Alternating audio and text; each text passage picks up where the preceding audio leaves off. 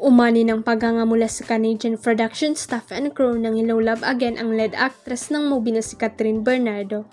Bago kasi magsimula ang first shooting day nila sa Calgary, Canada, ay nagpakilala muna si Catherine sa buong production team ng HLA.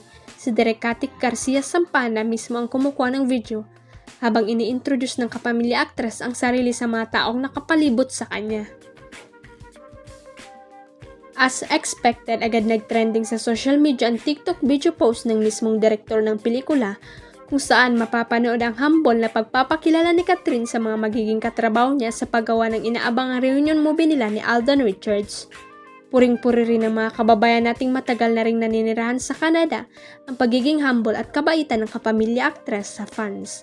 Sa mismong shooting kasi during break time ay may ilang fans na nag-request ng selfie with her na agad naman daw pinagbigyan ni Catherine.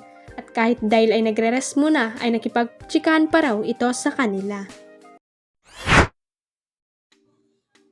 Buti na lang at mabilis ang isip ng OPM icon na si Ice Sigera kaya epic fail ang plano ng isang scammer na lukhuin siya at makapagnakaw ng pera.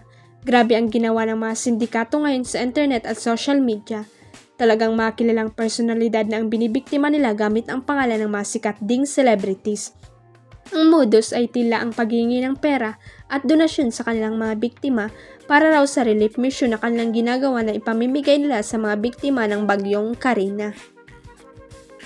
Isa nga sa mga muntik ng maloko ay ang singer-songwriter na si Ice Sigera at ginamit pa raw ang pangalan ni Julina Magdangal para magoyo siya.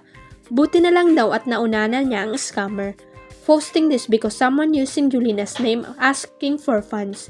Buti na lang nakausap ko agad si Mark Escueta and na-confirm ko na ginagamit lang ang pangalan ni Julina. Ingat kayo ang babala ni Ice sa kanyang Facebook page.